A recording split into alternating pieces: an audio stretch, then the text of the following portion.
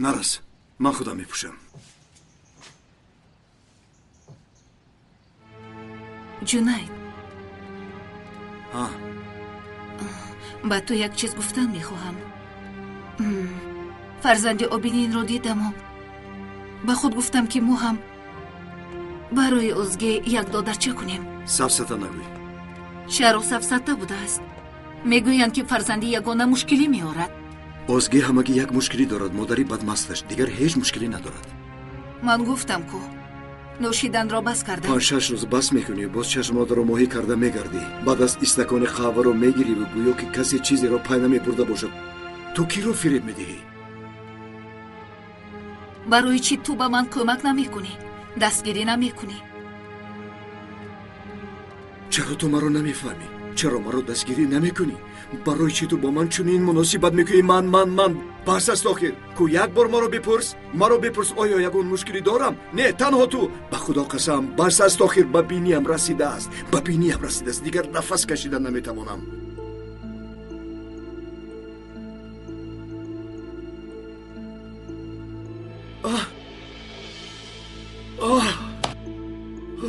مرا سخت عصبی کردی. عصبی شدن را دوست نمیدارم. در اینجا گفتگو میکنی و با آنجا رفته رویت را تافته گریه و ناله را سر میکنی. مرا بیخود کردی.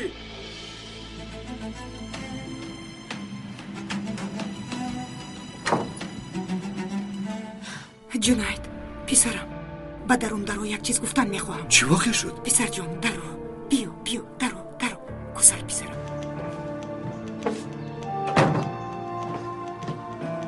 چی گپ شد مادری تیر؟ جنید اگر تو میدونستی که چی واقعا شده است. گلسون رفته است و از او درک نیست. جنید پسرم گوش کن. در این خانه من بغیر از تو دیگر به کسی باور نمی کنم. من به کسی چیزی گفتن نمی توانم. ولی دخترم در هیچ کجا نیست. میدونی او تو رو بسیار دوست داشته و مثل یک کش میداند. پسر جان خواهش میکنم گلسون را یافته به خانه بیار.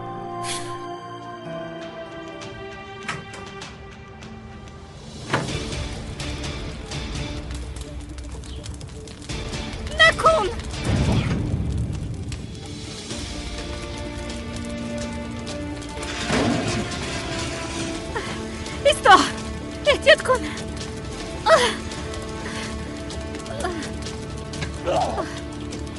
آهسته احتیاط کن.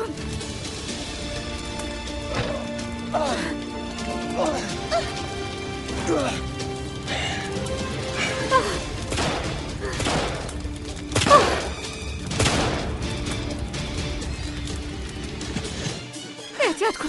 تو که جراحتت کشوده می شود.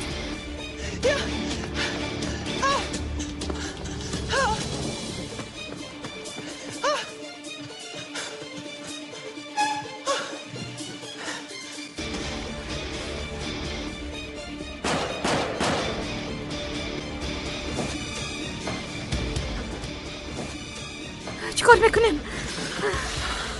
چی واقعه نشود هم به هیچ کجا نرو. من در اینجا چیکار میکنم؟ نترس فهمو، من همین جایم. اکنون رفته در اونجا پنهان شو.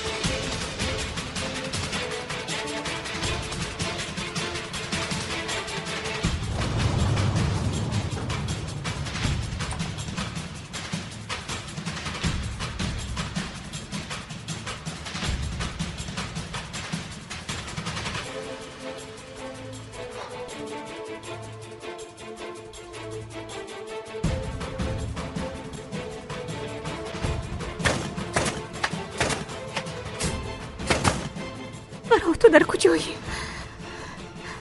خدا جان مدد کن.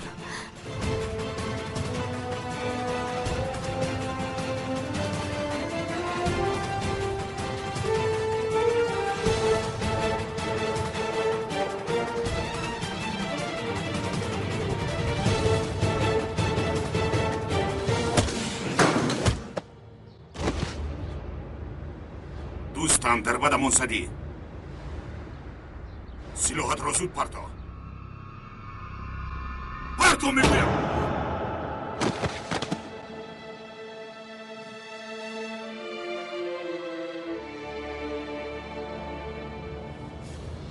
مگر من به تو نگفتم که از جای نجو؟ من جانی تو رو نجات دادم. عجایب بمرده باشد. تو دکتر هستی نه من. کوبین در همین جایی است. تو به کجا می روی؟ به هیچ کجا. مرا در اینجا نگذار. من تنها در اینجا چیکار میکنم؟ مرا هم مثل خودت کردی. تو را چشم دیدن ندارم.